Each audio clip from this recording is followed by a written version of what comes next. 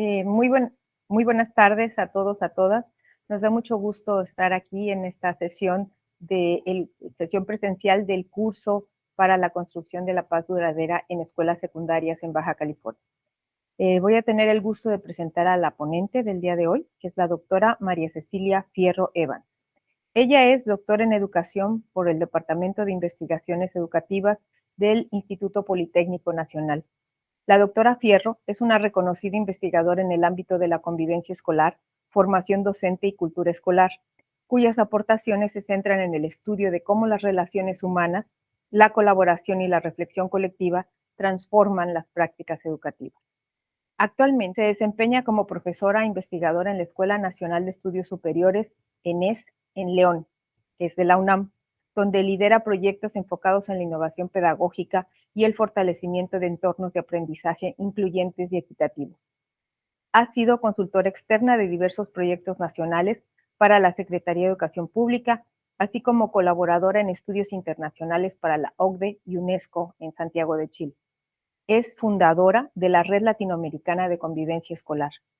En reconocimiento a 30 años dedicados a la investigación y a la generación de propuestas efectivas de innovación de la práctica docente en México, la doctora Cecilia Fierro se convirtió en la primera investigadora del país en recibir el reconocimiento internacional Brock Prize 2016 que otorgan varias universidades norteamericanas. Su primer libro, dirigido a docentes, escrito en coautoría con Berta Fortul y Lesbia Rosas, Más allá del salón de clases, fue distribuido en todas las escuelas del país como parte de las acciones de la reforma educativa de los años 90, publicado por el Centro de Estudios Educativos. Este libro fue retrabajado como un nuevo texto editado 10 años más tarde por la editorial Paidós, que se llamó Transformando la práctica docente. Más de 15 años después, sigue siendo el libro de texto en posgrados y en la enseñanza de escuelas normales para el análisis de las prácticas docentes. Algunos de sus libros son Transformando la práctica docente, que ya mencioné, Convivencia escolar, un tema emergente de la investigación educativa en México, Mirar la práctica docente desde los valores, Ojos que sí ven, casos para reflexionar sobre la convivencia en la escuela, y entretejer espacios para aprender y convivir en el aula. Y pues muy recientemente publicó el modelo de convivencia para atender, prevenir y erradicar la violencia escolar que tienen ustedes en material del Classroom. Para nosotros es un gusto para esta actividad que organiza la Universidad Autónoma de Baja California y la Secretaría de Educación contar con la presencia de la doctora Fierro. Muchas gracias.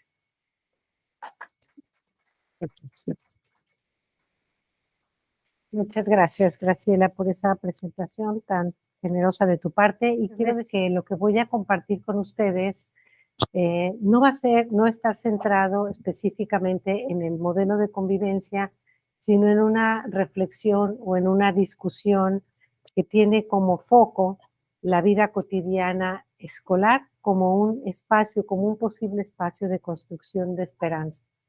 Y esto es importante porque en el contexto de violencia generalizada que estamos viviendo en el país, hemos estado hablando esta mañana de la importancia de rescatar la escuela, los espacios escolares, el quehacer directivo como un nicho, como una isla, como un espacio que puede, y más que isla y nicho, yo diría como un círculo, como un espacio de coherencia, como un núcleo de coherencia en medio de muchos fenómenos complejos que vivimos como nación, y por lo tanto voy a compartir con ustedes de manera transversal ideas y cosas que tienen como otros orígenes y no solamente la propuesta teórica de este modelo de convivencia. Entonces, en este recorrido para la conversación, yo querría considerar 4 asuntos. Primero, la violencia fuera y dentro de las escuelas y ver cómo han cambiado las preocupaciones morales de directivos escolares. Este ejercicio que hicimos en la mañana lo pude hacer hace un año en Guanajuato, como colofón de una investigación que cumplía poco más de 20 años sobre los conflictos morales de directivos escolares, una investigación que la terminé que se realizó entre 2003, 2006, bueno, entre 2000 y 2006, y que estaba cumpliendo justamente 20 años de terminado ese trabajo. y la pregunta que yo me hacía era, ¿cómo están cambiando las preocupaciones morales de directivos escolares? Les voy a compartir lo que pude conocer en diálogo con directivos de Guanajuato y con docentes, y vamos a poder contrastar lo que sucedió esta mañana, lo que compartieron ustedes, a ver en qué medida se identifican o no con estas respuestas.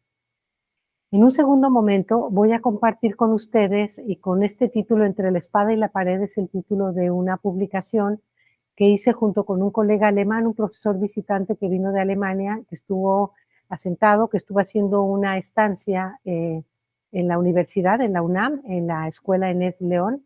Hicimos el seguimiento en una región de Guanajuato sobre las tensiones y los modos de actuación que se estaban dando frente a los desafíos de la convivencia, justamente en el marco de las políticas educativas que hemos estado comentando esta mañana. Entonces, también va a ser interesante poder contrastar en qué medida se identifican ustedes con esto, que va a enfocar principalmente en este punto 2, va a enfocar mucho más la actuación docente que ustedes tienen muy próxima por su quehacer directivo. Y en tercer lugar, quiero retomar el motivo principal de esta charla, que sería la vida cotidiana escolar como un espacio de construcción de esperanza y de paz duradera. Es el tema de nuestro curso, y la idea allí va a ser ver cómo lo están haciendo, qué han hecho algunas personas que gracias a su actuación van pudiendo construir una paz duradera. Y entonces voy a empezar hablando de violencia fuera y dentro de las escuelas, cómo han cambiado las preocupaciones de directivos escolares. Me gusta mucho esta idea para empezar la conversación con ustedes y decirles esto que escriben en un libro sobre la vida moral en las aulas, precisamente. Y dice, las escuelas como dominios físicos y crisoles de la acción humana son entornos donde se discierne la complejidad moral y donde se confronta la ambigüedad y la tensión moral.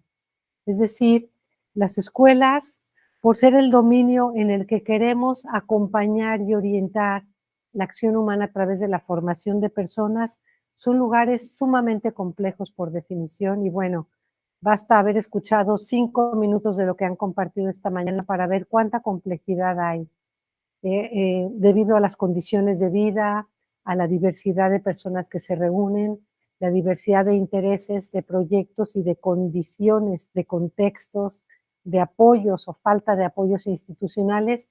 Todo eso va haciendo de las escuelas espacios sumamente complejos. Y quiero destacar esa idea de complejidad moral y confrontación de la ambigüedad y la tensión moral. Todo lo que ustedes han compartido esta mañana tiene que ver con tensiones y decisiones morales. Si tomo esta decisión o si tomo esta otra, qué forma de actuación ante una situación de ciberacoso de un estudiante, ante una amenaza con armas, etcétera. Todas esas decisiones implican que de manera constante estamos tomando decisiones y haciendo discernimiento, es decir, valoración. El discernimiento es la valoración de causas, consecuencias para tomar una decisión. Y les voy a compartir en tan solo 3 laminitas cómo se veía la vida en la escuela y los asuntos que preocupaban a directivos hace 20 años. Hace 20 años, haciendo una pregunta parecida, que es, ¿qué asunto te ha preocupado últimamente? Vamos a platicarlo. En esa ocasión dedicamos 30 horas a analizar los asuntos que cada persona, estoy hablando de 250 directivos de 8 regiones del estado de Guanajuato, de los niveles preescolar, primaria y secundaria en todas sus modalidades. Y entonces la pregunta era, ¿qué le preocupa, señor director, señora directora? La primera preocupación era resolver las condiciones materiales y administrativas del quehacer escolar, algo que hemos escuchado precisamente esta mañana. Y entonces no teníamos dinero para los materiales de limpieza, no faltaban aulas, etcétera. El quehacer de conseguir recursos era una preocupación constante, como sigue siendo hoy en día, como lo hemos podido ver. Asuntos del desempeño laboral de los docentes. Bajo la idea de si intervengo o dejo pasar, la preocupación de los directivos estaba muy centrada en cómo ayudar a convencer, a animar a sus docentes para cumplir sus obligaciones. Y los docentes, muchos de ellos decían, el director no es nada sin los docentes. Si usted me retira el apoyo, va a tener la oposición de todos los demás compañeros, no vamos a apoyar en las actividades que la dirección proponga, etcétera. Y había mucha tensión y mucha preocupación en el tema del cumplimiento docente. Este era un tema que era muy importante.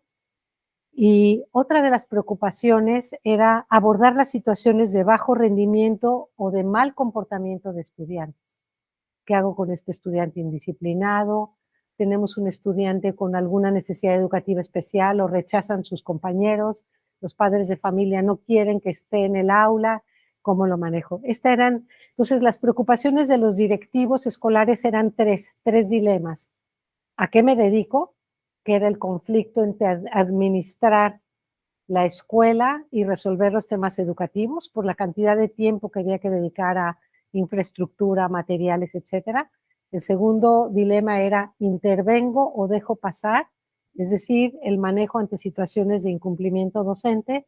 Y el tercer dilema era a quién protejo, situaciones en las que por mal comportamiento de estudiantes o por situaciones docentes entraban en conflicto, situaciones de maltrato o profesores docentes con alguna situación especial que pusiera en riesgos la situación de sus estudiantes. Y el fenómeno que salía de esta situación es el siguiente, un fenómeno muy impresionante que me costó muchísimo atreverme a nombrar, y el fenómeno lo podríamos llamar la invisibilización de los alumnos como un fenómeno inadvertido del sistema escolar mexicano. Es decir, era tan fuerte como se ven en esta imagen, no sé si les estoy tapando, ustedes, ¿no? Era tan fuerte la presión por las condiciones administrativas, era tan fuerte el compromiso político, laboral, de protección y de apoyo a los compañeros, era tan fuerte las tensiones que se iban dando que finalmente la situación de los estudiantes iba quedando muy disminuida.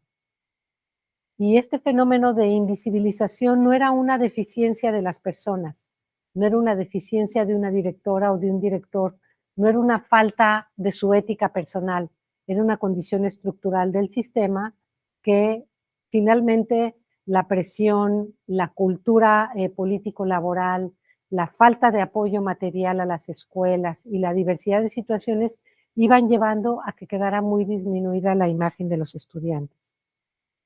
Sin embargo, México 2007, a partir de la llegada del presidente Felipe Calderón a la presidencia y a partir de la creación del programa Escuela Segura y la llamada guerra contra el narco, cambia dramáticamente la situación del país.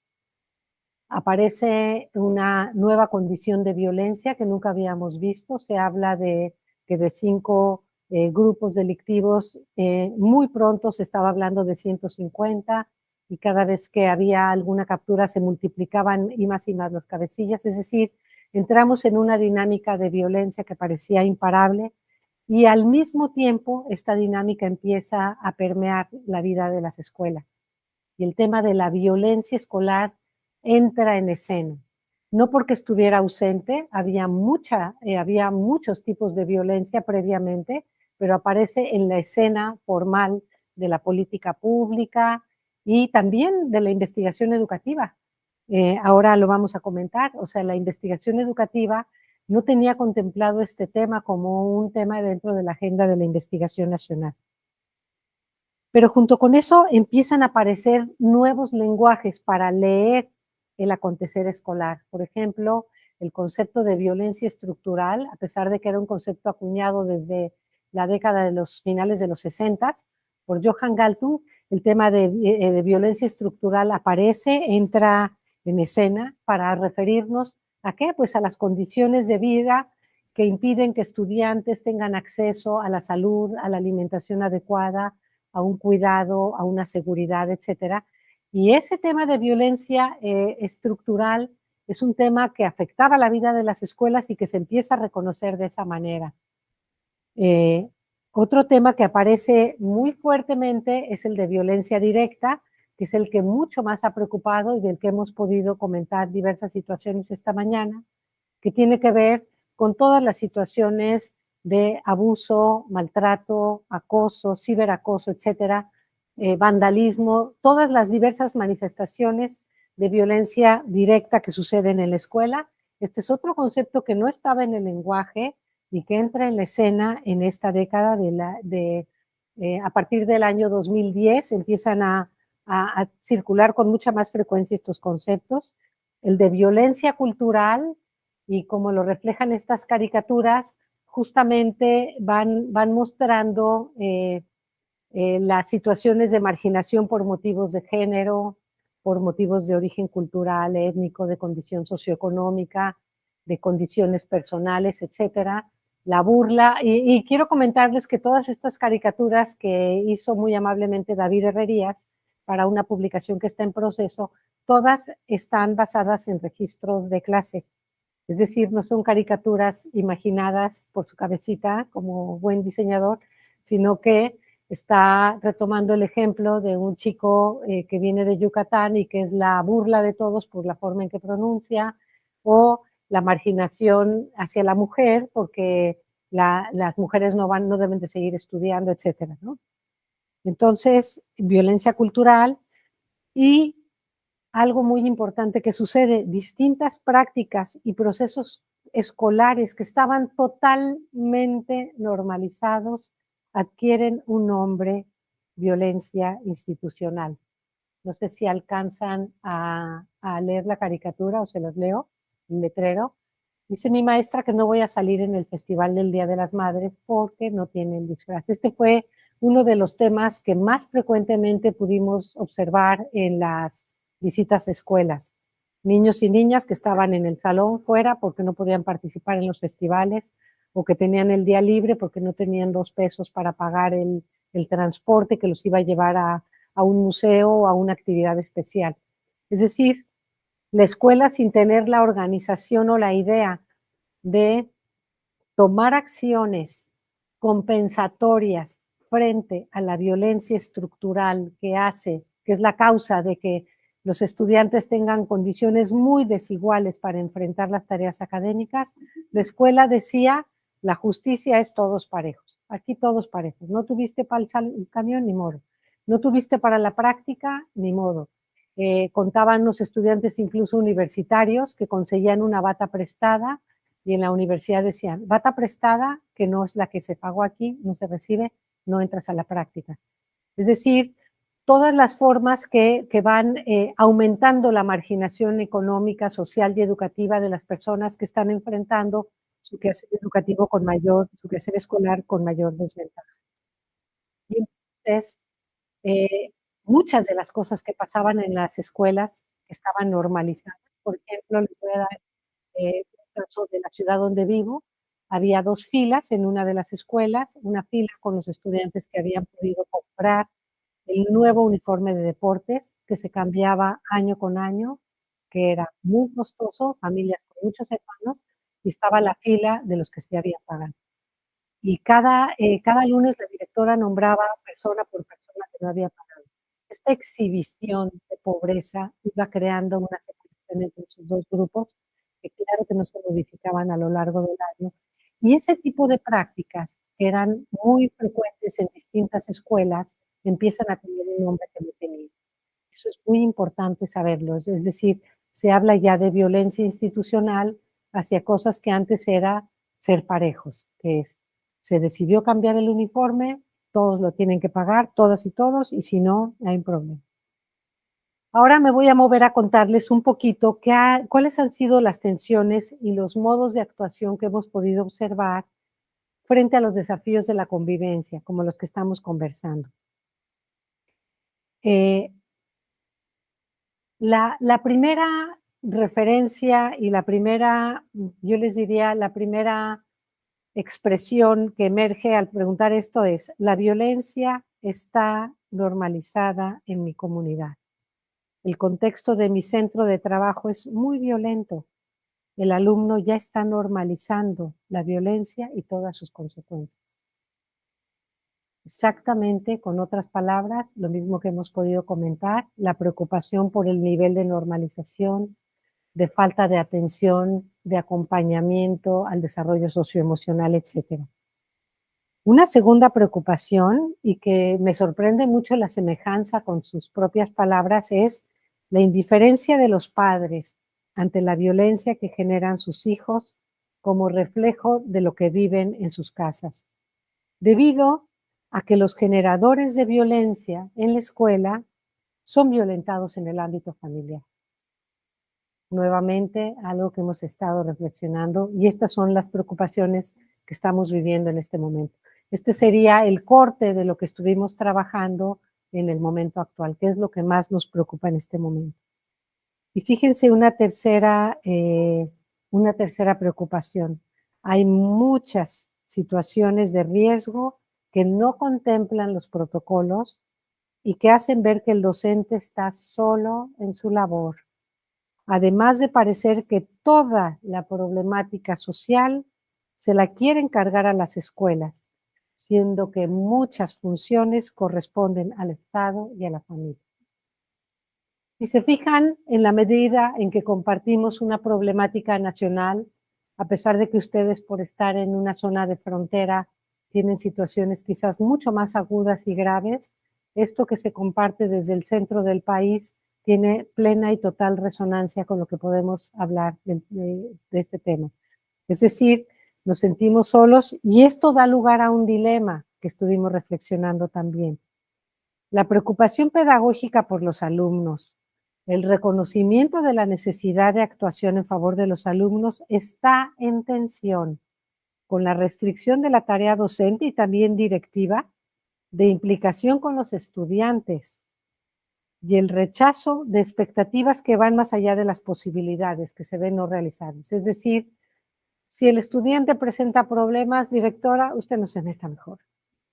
Si se observa que está la situación grave con el tema de los quemados, que corre el protocolo y usted tome distancia. Y entonces este es el dilema. ¿Nos implicamos o nos distanciamos? Y vamos a ver estos dos modos de actuación que no son solo dos polos opuestos, sino que cada persona nos colocamos y que yo invito a quienes nos están escuchando en este momento o lo pueden escuchar después, que tratemos de identificar en qué punto del espectro nos colocamos a nivel personal. El primero es el involucramiento. Viene de las y los docentes y directivos que frente a los retos que enfrentamos, buscamos la manera de tener un impacto educativo en los alumnos, de ser posible también en padres y madres, aunque esto pueda resultar agotador, estresante, incluso aunque esto represente algún riesgo. Y el segundo modo de actuación sería el distanciamiento, es decir, cuando evitamos la injerencia y los riesgos asociados, límites claros, lamentamos la autoridad perdida que tiene la escuela, el sistema escolar, y nos orientamos en la lógica de protocolos. Entonces, entre el involucramiento y el distanciamiento está la posibilidad de decidir dónde nos queremos mover, dónde estamos hoy y dónde nos queremos mover. En ambos casos hay consecuencias. Quienes se involucran corren riesgos, a veces sale bien, a veces sale mal. Hay quienes han tenido problemas formales por haberse implicado, pero también el distanciamiento tiene otros problemas. Hay un sentimiento, como compartieron los docentes, hay un sentimiento de haber podido influir en la vida de una persona y haber dado un paso atrás.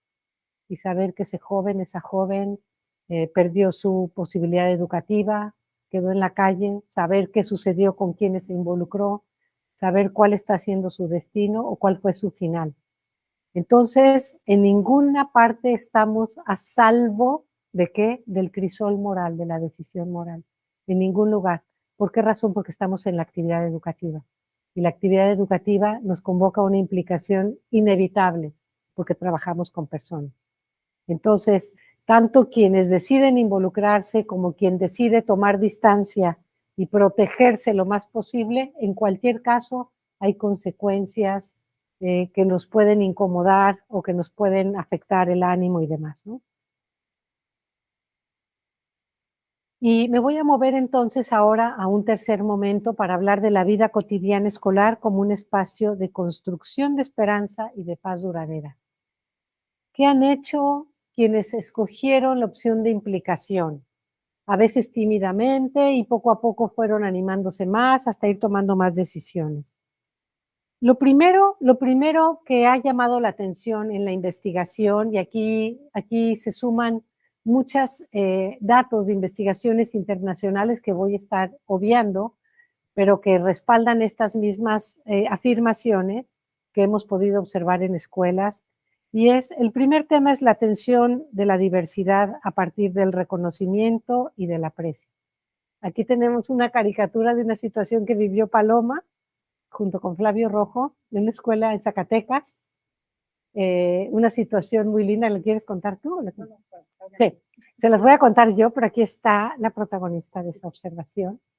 Entonces llegan a la escuela y están en el Festival del Día del Niño, y entonces va viendo el maestro cómo van subiendo la niñita disfrazada, el niñito que viene de Batman y de Robin y de la princesa y de Cowboy, y de repente llega un chiquito sin disfraz, y entonces el maestro rápidamente dice, y ahora tenemos a Juanito disfrazado de niño.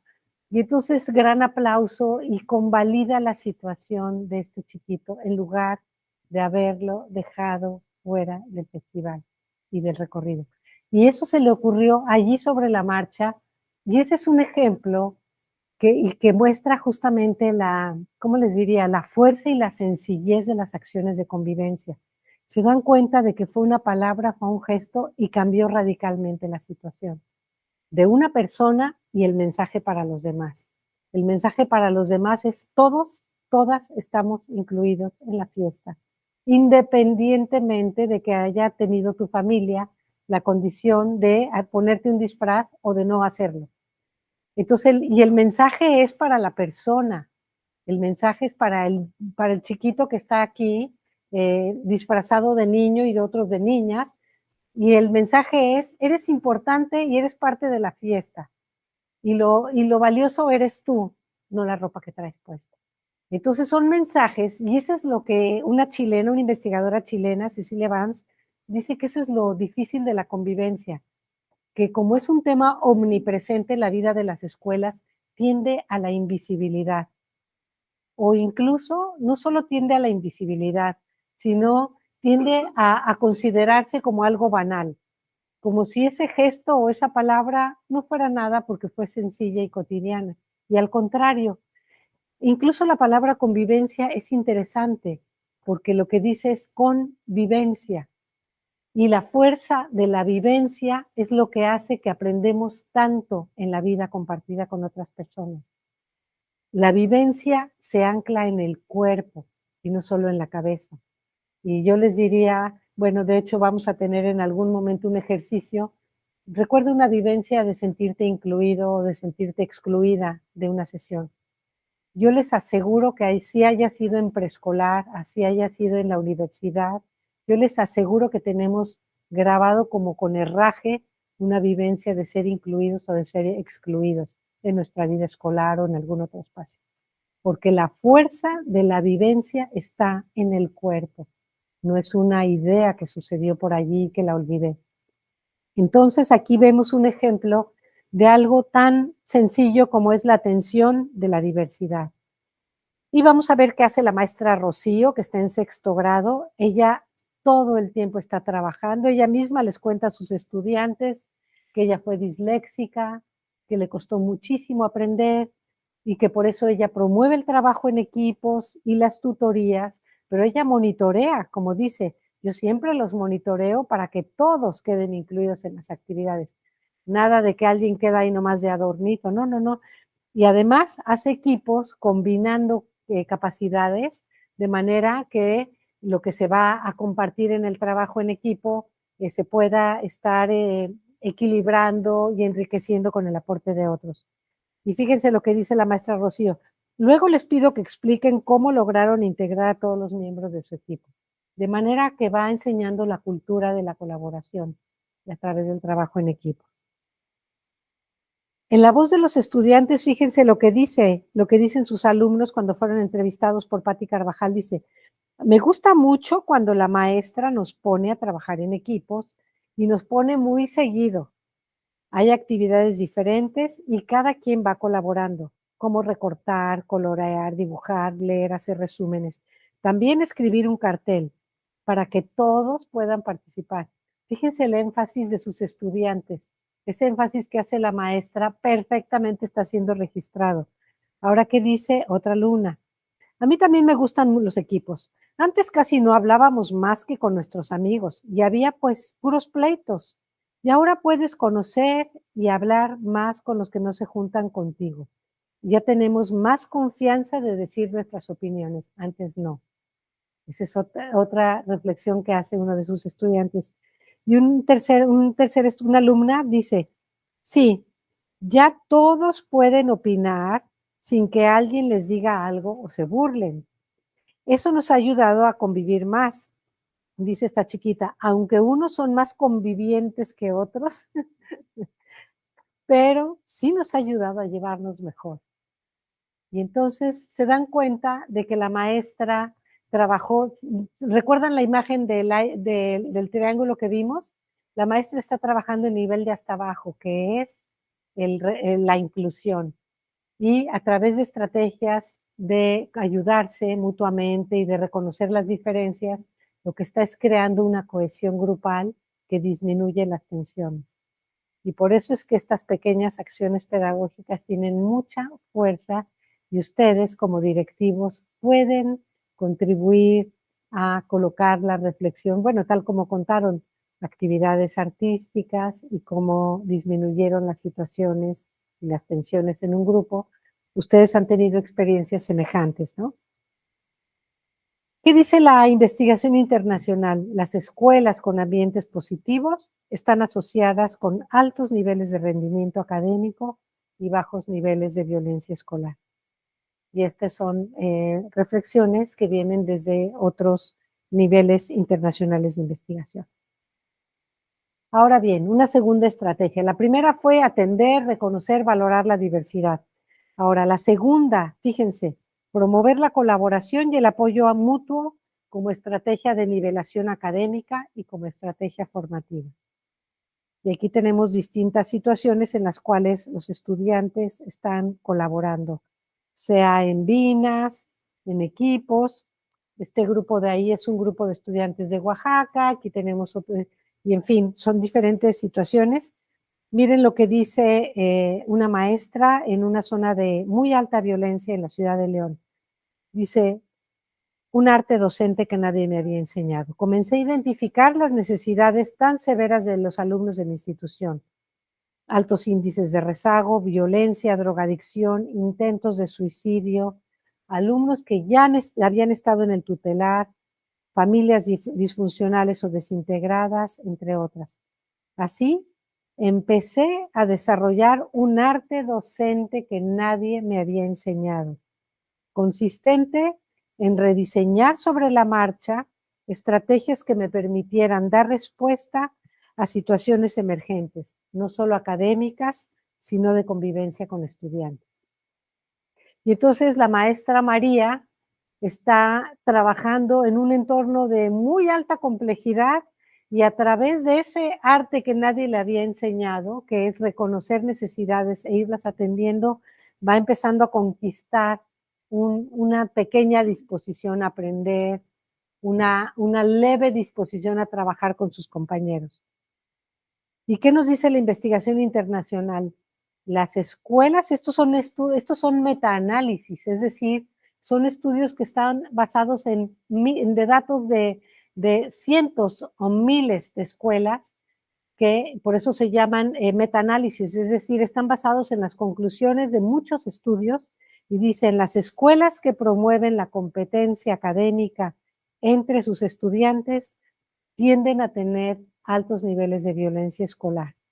En contraste, las escuelas que promueven la colaboración entre pares tienden a presentar niveles bajos de violencia, aún que están situadas en entornos de violencia. ¿Por qué razón? Y eso lo explica Éric de Barbier de Francia, porque lo que él dice es el contexto, la escuela también es un contexto. No solo está el entorno de la escuela que permea y que se hace presente, la escuela también es un contexto, es decir, también construye prácticas que pueden modificar esa influencia que estaban recibiendo. Una tercera estrategia, promover el diálogo en la resolución de conflictos y en la atención de disrupciones, de indisciplinas, de violencias. ¿Por qué razón? Porque el diálogo en el conflicto, ¿se acuerdan lo que nos dijo Galtung? El diálogo en el conflicto permite desarrollar capacidades para negociar, para enfrentar la diferencia, etcétera. Y entonces miren lo que nos dice la maestra Pilar. Dice, yo les digo que no se preocupen por mañana, hay que preocuparnos por hoy. Yo les doy confianza, pero soy firme. Les digo, tú quedaste que ibas a hacer esto. Siempre los involucro para que encuentren posibles soluciones a los problemas que se presentan. Trato de hacerlos reflexionar sobre otras formas de solucionar los problemas, de buscar formas que sean más educativas y de las que todos podemos aprender. Ella trabaja en una zona de mucha conflictividad social también en la ciudad de León y es extraordinaria el desarrollo del pensamiento crítico de sus estudiantes después de que ella los convoca a reflexionar. Y al principio tenía que gastar mucho tiempo y distraer su actividad académica, pero conforme avanzó la capacidad de reflexionar, de negociar, de atender los conflictos, fue ganando tiempo para retomar su agenda de las asignaturas curriculares y demás, ¿no? Y bueno, esto es lo que nos ha dicho el programa de reforma educativa en América Latina. Fíjense qué fuerte. Las medidas de fuerza no resuelven el problema de la violencia y de los actos incívicos, porque no van al fondo de la cuestión, es decir, a los patrones de relación interpersonal. Aquí está la premisa teórica que nos va a explicar por qué ustedes pueden hacer una contribución para construir paz duradera y para prevenir violencias desde los espacios micro. Porque en los espacios micros se construyen las relaciones interpersonales, la dinámica interpersonal. Y si afectamos la dinámica interpersonal, la forma en que se relacionan, que dialogan los estudiantes, etcétera, estamos modificando las causas de fondo de muchas situaciones de violencia. Si la dinámica de relación interpersonal es la burla, la hostilidad, el golpe, la burla, la hostilidad, el insulto, el golpe, la burla, la hostilidad, el insulto, el golpe, solo lo puedes cambiar si convocas a la reflexión sobre esos patrones de relación y van ensayando otros. Hay muy distintas formas, como lo han inventado, nadie les dio una clase, no están aplicando nociones de un diplomado. Ninguna de estas personas es un caso de seguimiento de cursos previos. Son actuaciones espontáneas de personas que fuimos conociendo y contactando por distintas vías. Y eso es importante comentarlo aquí. Es decir, no es la bajada de ideas que recibieron en un curso, sino la subida de sus iniciativas a partir de su sensibilidad y de su experiencia. Entonces, el tema del manejo de conflicto se ha reconocido como un elemento clave en la construcción de convivencia. Y ese manejo del conflicto es el que nos permitió distinguir, como vimos en el gráfico de Galtung, entre la paz efímera, que es la paz por una sanción, la paz por el control de la autoridad, la paz por el operativo policial, que detiene de momento, de la paz duradera, que convoca ya la convicción, la participación, etc. Esa es la diferencia muy importante, o sea, el garrote o la obediencia o el temor a la autoridad, a diferencia de cómo se supone que podamos hacer para resolver este asunto y se van construyendo acuerdos. Finalmente, la última línea y la última estrategia muy importante que hemos podido documentar es animar la participación y la corresponsabilidad en mejorar la enseñanza. Cuando esto sucede, pasa algo como lo de la maestra Pilar, que hace un ejercicio de discusión, así como lo que trabajamos esta mañana, problemas de la colonia, pandillerismo, violencia, falta de agua, falta de vigilancia, deforestación, y les dice, bueno, ¿con cuál problema querrían que trabajaran? Deforestación, maestra.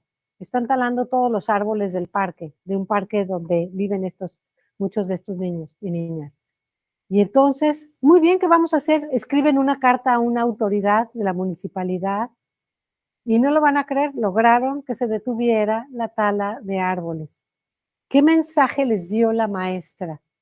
Les dio el mensaje de que podían actuar juntos, que podían tener una voz que podía ser escuchada, que no era necesario actuar solamente violentamente contra quienes estaban talando, sino una actuación legal.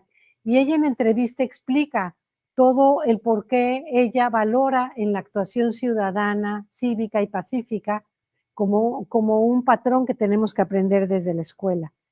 Esto en el nivel de secundaria no se imaginan la riqueza que tiene. ¿Por qué razón? Porque los jóvenes tienen un desarrollo del pensamiento crítico, mucha más conciencia de las desigualdades, de los problemas sociales, y cuando la escuela convoca formas de actuación a través de aprendizaje-servicio, proyectos, proyectos basados en problemas, y distintas, digamos, modalidades o estrategias pedagógicas participativas, no se imaginan, y lo ha estudiado mucho nuestra colega Susana Ochoa en Querétaro, cómo el aprendizaje-servicio inmediatamente tiene el efecto de disminuir los niveles de conflictividad y de violencia en los grupos. ¿Por qué razón? Porque tuvieron que hablar con otra persona, como pasó en la mañana, tuvieron que conocer a otra persona, tuvieron que modificar el estigma, la etiqueta o el prejuicio que tenían gracias a que tuvieron ese contacto personal. Los círculos de conversación, ni se diga, son de muy alto impacto, lo vamos a estar practicando dentro del espacio del curso y demás. Y en esta lámina, ya cerca del cierre y del final de esta charla, lo que yo quiero decirles, y retomando el sentido de la primera lámina, la escuela es el crisol de la acción humana y constantemente estamos discerniendo el comportamiento. Esta lámina explica por qué progresivamente va cambiando el orden moral de la escuela cuando actuamos de esta manera. Se va creando un sentido de responsabilidad recíproco, se va creando un sentido de ayuda mutua, de asistencia proactiva, y en el fondo vamos reconociendo a cada persona como un otro legítimo. Y entonces el orden moral de la escuela, basado en la indiferencia, en la sobrevivencia personal, en la distancia hacia las demás personas, se va modificando hacia un orden que construye. Y esto es lo que sería construir educación, en el fondo. Esto es lo que implicaría construir educación. Y por esa razón es que se entiende la educación bajo esta mirada sociocultural del desarrollo moral como responsabilidad. Pero fíjense cómo está escrito responsabilidad. Es decir, no como la losa del pípila que te cayó encima, sino como la habilidad para responder. Y eso es lo que marca la palabra separada. Responsabilidad es la habilidad, el desarrollo de capacidades. ¿Y cuáles son esas capacidades? Son empatía, son diálogo en conflicto, son escucha atenta, son posibilidad de coordinar acciones, de dar seguimiento. Esas son las habilidades que nos van permitiendo apoyar y acompañarnos unos y otros. Y entonces esto es lo que plantea el modelo. Este es el modelo, lo que está planteando es que tenemos 3 niveles de actuación. La dinámica de la política educativa y la situación de violencia social parecen encerrarnos de manera inevitable solamente en la atención, en la respuesta inmediata ante situaciones que ya alteraron la convivencia. Sin embargo, tanto la investigación internacional como los estudios de caso hechos en México muestran que hay un gran campo de actuación en el aula, a través de lo que vimos, reconocimiento de la diversidad, disminución de brechas académicas, espacios de participación, manejos de conflicto, así como todo el conjunto de habilidades socioemocionales, procesos de mediación escolar, círculos de paz, etcétera.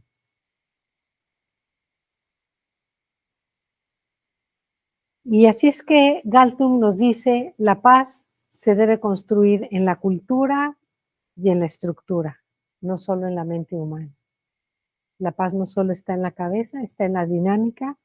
Y esta imagen lo que refleja es que podríamos invertir la atención y prestarle muchísima dedicación a este nivel, que sería, ¿qué es lo que han hecho las escuelas?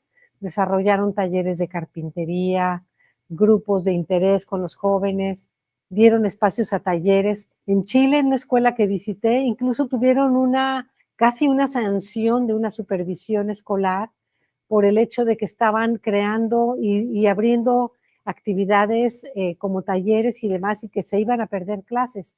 Pero resulta que los estudiantes se fueron acercando, se fueron entusiasmando, se fueron integrando, etcétera, y hubo una muy significativa mejora de lo académico, conforme fueron abriendo grupos deportivos, grupos culturales, musicales de diferente tipo. Y quiero dejar esta lámina solamente para decir una palabrita antes de cerrar, que es, para que hagamos esto necesitaríamos una mente abierta. Como directivos necesitamos un corazón abierto y una voluntad abierta. Y ese trabajo que implicaría toda otra conversación, ese sería lo que nos estaría pidiendo esta situación que enfrentamos de parte de nuestro quehacer directivo. Poder abrir nuestra mente para escuchar otras voces, poder abrir nuestro corazón para reconocer otros sucesos, fenómenos que están sucediendo frente a nuestros ojos, pero que no habíamos podido ver, y una voluntad abierta que implique disposición a experimentar, a probar, a ensayar distintas cosas que no hemos probado hasta ahora. Así que pues con esto termino. Muchas gracias por su atención y podremos platicar un ratito.